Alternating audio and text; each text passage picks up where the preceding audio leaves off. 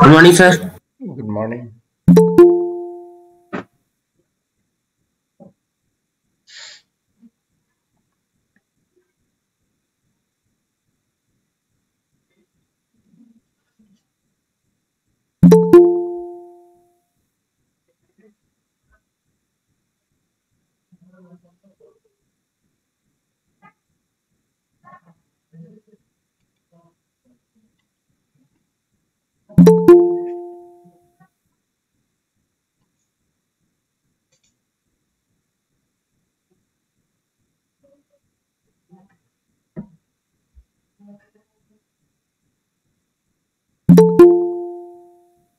Good morning, sir. Good morning. Morning, sir. Good morning. Good morning, sir. Good morning.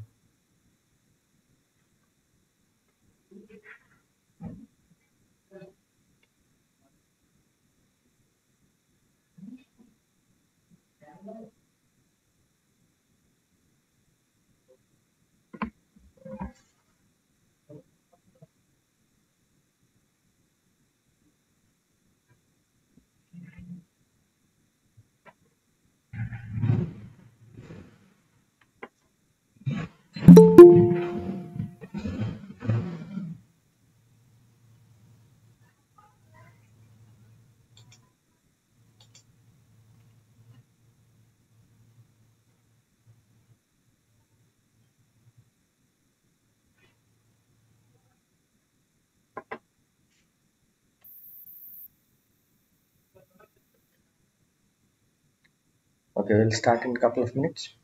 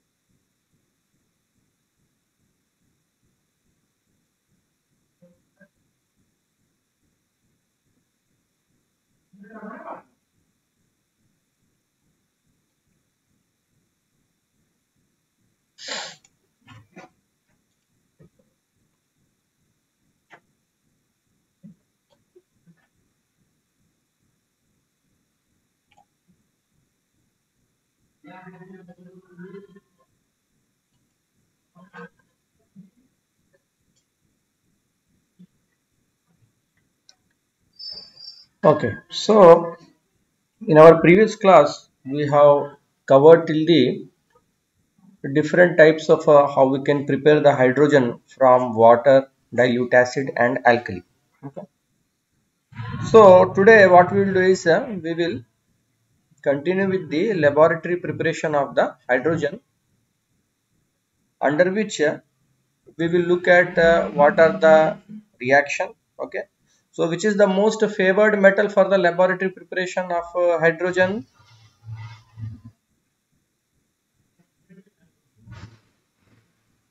Is the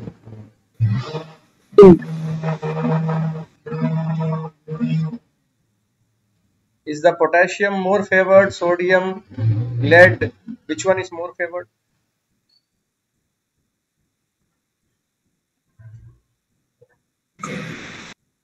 Zinc is more favored, no? Zinc is the most favored metal for the preparation of hydrogen. So we will see the reaction. Some impurities are generated, how it is can be removed. We have already discussed why nitric acid and sulfuric acid cannot be used for the concentrated nitric acid or dilute nitric acid and concentrated sulfuric acid. We are not using for the preparation of hydrogen. So why we are not using?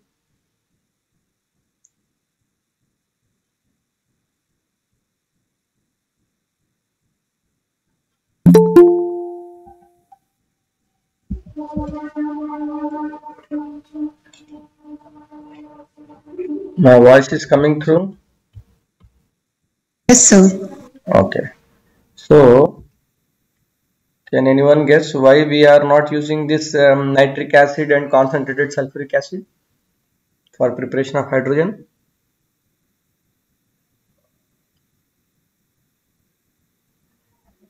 Okay, we discussed in our previous class, and you should always revise. Try to revise immediately after the class, then you will be able to remember. Okay, we will cover once again, and we'll look at what are the tests for hydrogen. So we'll compare this laboratory preparation with the manufacturing process of hydrogen.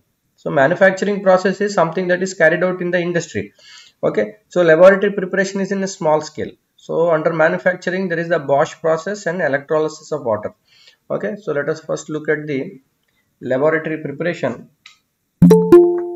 So under the laboratory preparation, we'll be looking at the reaction with the zinc. Okay.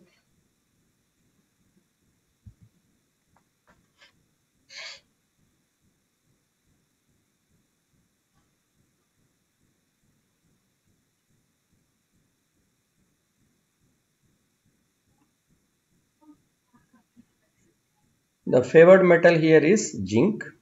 So zinc is going to react with hydrochloric acid. It is a dilute or concentrated. We'll be using the dilute. So dilute HCl to form the zinc chloride salt, and it will liberate the hydrogen. Okay. So in the last class we saw the reaction. Okay, reaction with the dilute acid gives rise to salt and liberates hydrogen. So either you can use the hydrochloric acid dilute or sulfuric acid dilute. Okay, both of these can be used. So if you are using H2SO4, then it will give rise to zinc sulfate plus liberate the hydrogen gas. Okay, so this is typical in the laboratory. We will perform the experiment to look at the liberation of hydrogen. But what happens is the hydrogen that is liberated, okay, so it will be generally having certain impurities. Okay, so these impurities can be like the hydrogen sulfide, okay, that is the H2S. Okay, so whatever the impurities will be there, we need to remove these impurities to get the more pure form of the hydrogen. So for removing the hydrogen sulfide, the preferred reaction is reaction with the lead nitrate. Lead nitrate will react with the hydrogen sulfide gas to form the, what it will form? Lead sulfide. And it will form the nitric acid. So this lead sulfide will give some kind of a black color. Okay. So lead nitrate reacts with hydrogen sulfide to give rise to lead sulfide. Similarly, the other kind of byproducts or impurities that are coming, okay, these include the sulfur dioxide,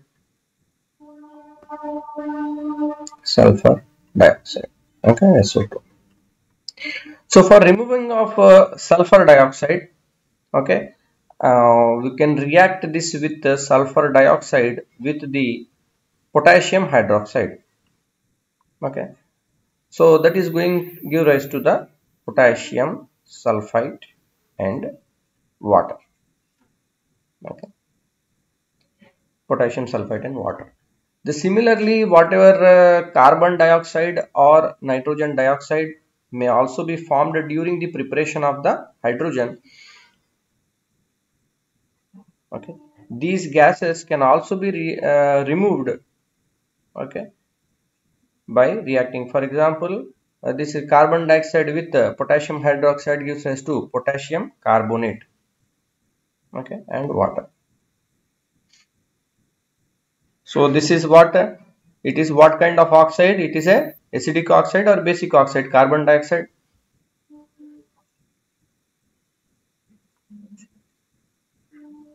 Carbon dioxide.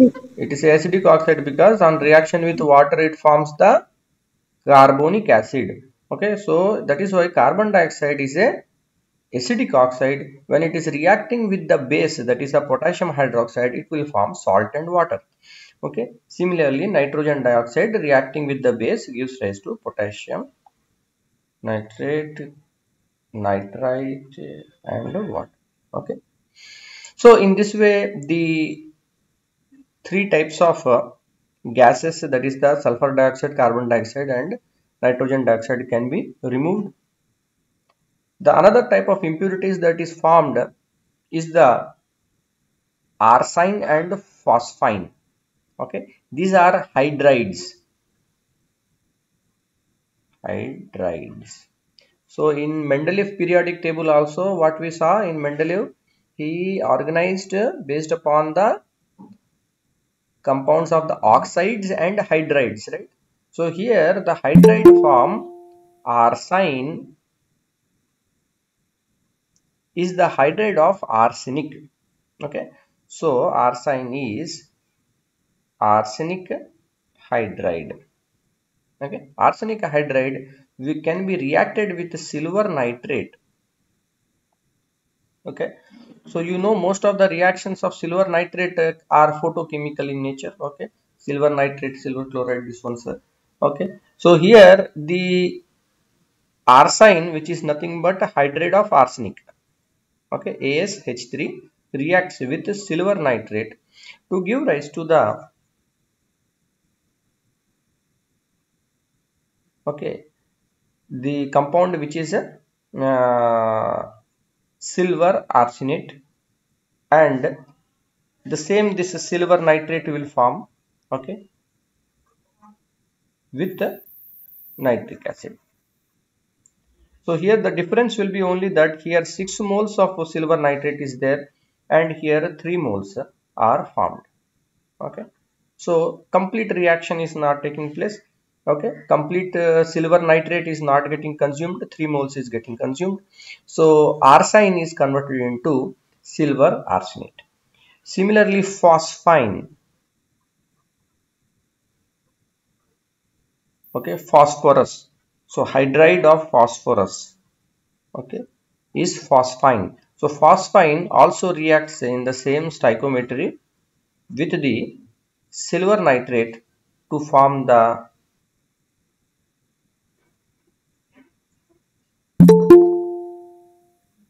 compound with silver, and again the same silver nitrate will form and nitric acid.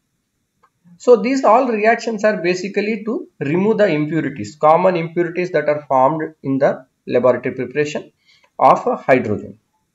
Okay, so the most preferred metal for the laboratory preparation of hydrogen is the zinc. So all of you know that the hydrogen is highly combustible, okay, but it does not support the combustion. And if we burn in the presence of air, what color it will give? What flame color it will give?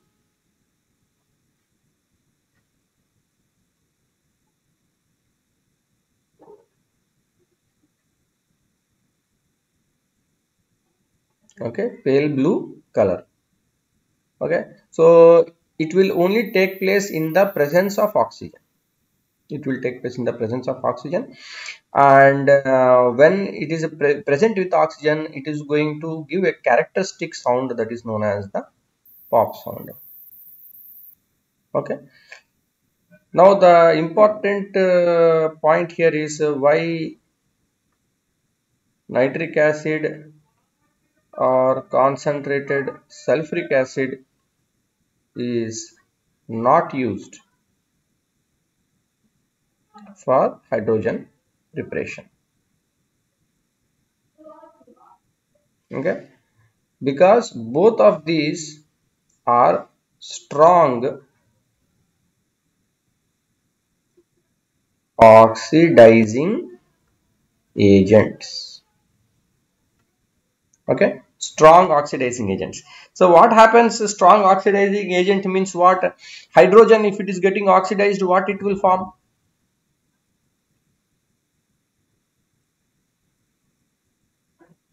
Sir, water. It will form water, correct? So zinc, if we are reacting with the concentrated nitric acid, then it will form the zinc nitrate.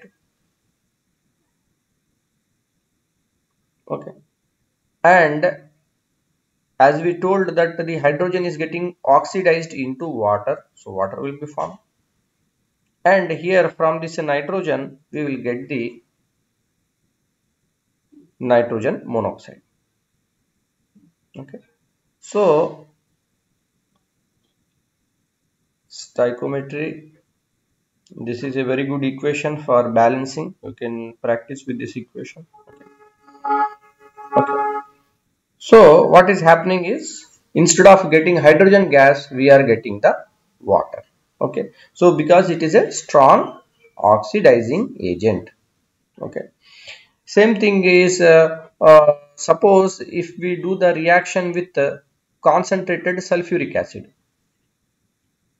zinc with concentrated sulfuric acid. Earlier we saw the reaction with the sulfuric acid. Okay, this one. Here hydrogen is released. The same thing when we are doing the reaction with concentrated sulfuric acid, then also zinc sulfate will form. Okay, but in addition, here what is going to happen is sulfur dioxide and water will be released. Okay, so here you can compare these two reactions, that is a concentrated sulfuric acid. Okay, you can compare with diluted sulfuric acid. Okay, so this reaction you compare with this reaction. Okay, this is the dilute sulfuric acid. So here sulfate is formed, zinc sulfate and hydrogen gas, just two products. But when we are using the concentrated H2SO4, it is a strong oxidizing agent, a strong dehydrating agent also. Okay, it is a drying agent, what we say, and what it is going to do, it is going to form the zinc sulfate and release the sulfur dioxide gas and oxidize the hydrogen to water. Okay, this is the important part. You need to compare and contrast both of these. Okay, exception, when we use the dilute nitric acid and react with magnesium.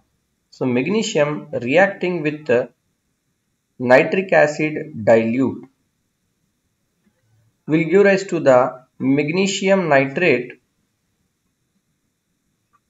plus hydrogen will be released. Okay, so we have seen that whether we are using the dilute or concentrated nitric acid, it is a strong oxidizing agent, but exception will be here with magnesium. When the reaction is going on, it will form the hydrogen gas. Okay, next, We will compare this laboratory preparation of the hydrogen with the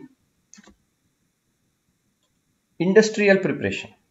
Okay, so in the industrial preparation, the manufacturing process, there is the Bosch process. Okay, this is extremely important. Bosch process.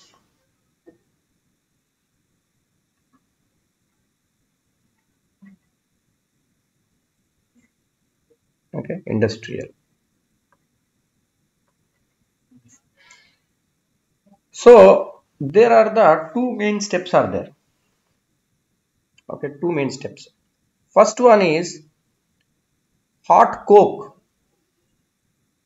Okay, coke is obtained from the fractional distillation of coal.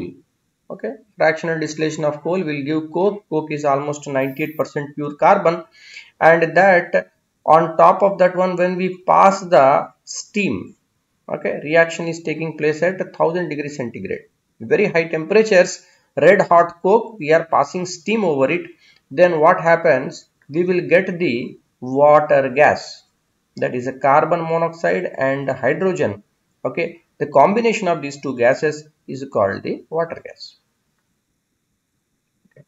This reaction is, we say, endothermic. Okay, endothermic, that means it is going to absorb the heat energy. Endothermic, it is going to absorb the heat energy. With very high temperatures we have to provide for the reaction to take place. Okay, it is endothermic. Now this water gas is a highly combustible gas. Okay, it is also a bit dangerous because carbon monoxide is involved. So our main idea here is what we want to produce the hydrogen. So what we will do is we will react this water gas with steam again. Okay, water gas with steam. Okay, now this particular reaction will not take place itself, it needs some catalyst. Okay, so here the catalyst is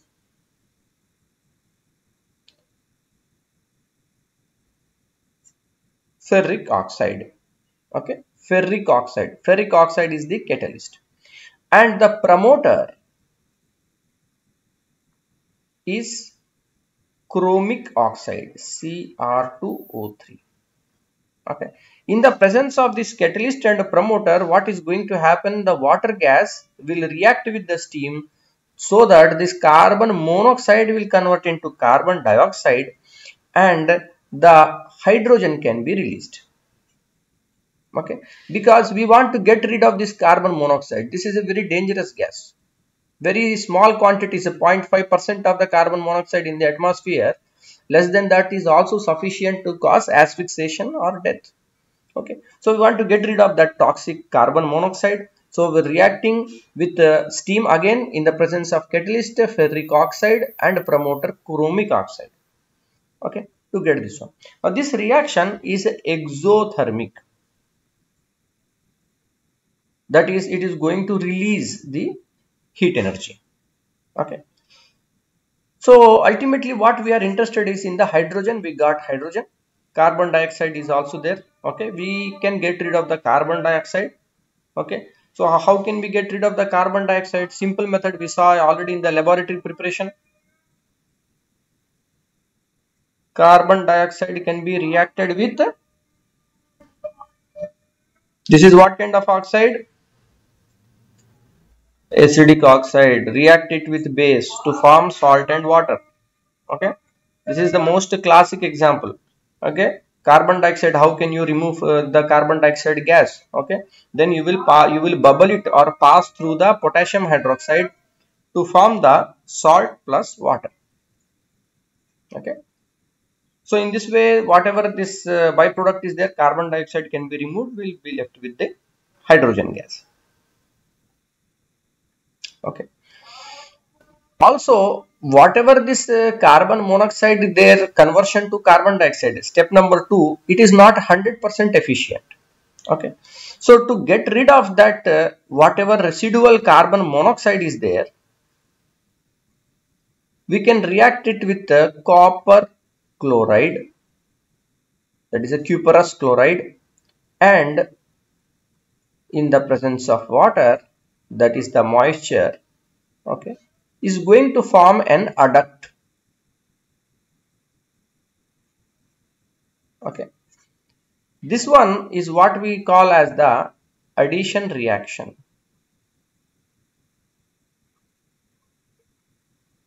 Okay, this is a addition reaction. Number 4, carbon monoxide reacting with cuprous chloride in the presence of water or steam gives rise to the adduct.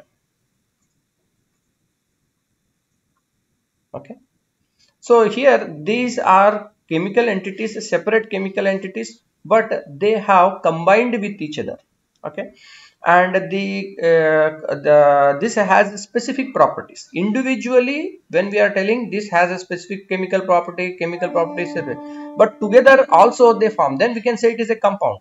But the compound here is not coming as some kind of covalent bond or ionic interaction. Okay, we are saying it is an adduct. Their interaction is a different kind, and this type of reaction is known as an addition reaction. Okay, we saw different types of reaction, but we haven't seen the addition reaction. This is a type of reaction we can say is addition reaction. So in Bosch process, what has happened? We have used coal. Basically, raw material is coal. From coal, coke is generated. This coke, red hot coke, on that steam is passed at 1000 degrees centigrade to form the water gas. That is the carbon monoxide plus hydrogen. Endothermic reaction, because high temperature is required. In the second step, getting rid of the carbon monoxide, we are again passing it through steam in the presence of catalyst, that is the ferric oxide and chromic oxide. Okay, ferric and chromic oxide. So in the presence of this catalyst and promoter, we will get the carbon dioxide and hydrogen. Okay, all of you know that catalyst is not consumed during the reaction. It will only speed up the rate of the reaction. The promoter will help the catalyst to increase the rate of the reaction. Okay, it will not directly participate in the reaction. It will increase the activity of the catalyst. So in order to get rid of the carbon dioxide, we will pass through potassium hydroxide, bubble it through potassium hydroxide, get the salt and water. Okay, and whatever residual carbon monoxide is there, we can react with cuprous chloride and water to form the adduct. So what will be left with is only the hydrogen gas. Will be left with the hydrogen gas. Okay. Sir, Yeah. sir, just for general knowledge question, sir. Sir, while we add catalyst and a promoter, sir, is it possible that they both can react? The catalyst and promoter, both of them will interact definitely. So when we say react, okay, that reaction can be reversible or irreversible.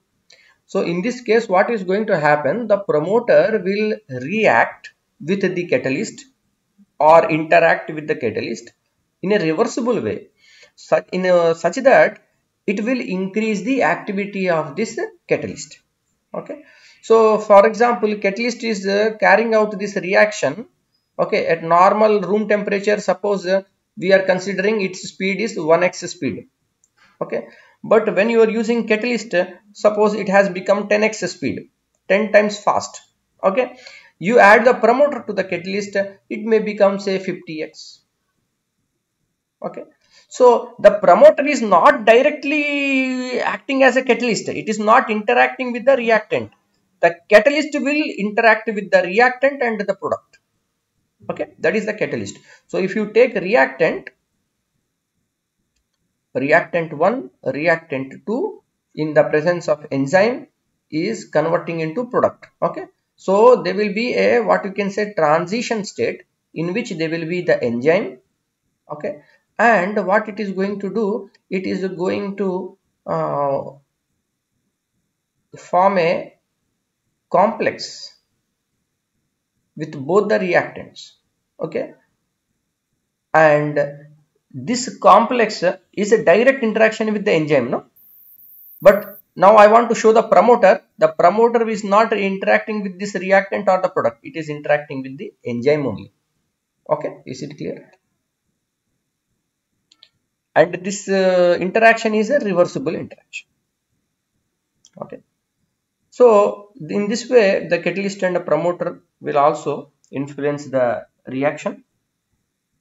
Any further doubts you have, I think we can have one extra class in the afternoon. So you can let me know, because earlier we had a 1.5 hour class and 1 hour class. So for one batch, we have covered a lot of quite, we have gone quite ahead. But with this half an hour format, somehow we are not making a lot of progress. So shall we take one extra class in the afternoon? You can suggest if it is Yes, okay sir. for today Yes, or sir. Yes, sir. okay. So because we will cover this hydrogen chapter na, so then we can have some time for revision of this Sir, periodic table also, and we can do solve some questions. Yes. sir, can we Sir, have in will the you? evening after 5 or after 6? At 6 or 7? Yes, sir. I was also about to ask for that. What about rest of you? Yes, sir. In the evening, 6 to 7. Evening 6 to 7. So I think most of you are okay with the 6 to 7. Anyone has a problem? No, So sir. okay, then Yes, what? sir. Yes, Sir, yes, yeah. sir, at 7 o'clock I have Sir, a class. sir, at 6 I have a class. Okay. So tomorrow, Yes, Okay, sir. sir. Yes, sir. Tomorrow. okay. So we'll do that thing. Yes, sir. So Okay, sir. tomorrow 5 to 6. I will put one message in the group also. 5 to 6 is okay, or 6 to 6? So 5 to 6 is okay. Sir, 6 to 5 to 7 will 6. be a bit. 5 to 6. 5 to 6 tomorrow we can have 1 hour class, and we will cover this hydrogen as much as possible, so that that only that oxidation and reduction little bit will be left, we can do in the next class, and then we'll start revision. Okay. Okay, then I will put that message on the group. Just let me take the attendance.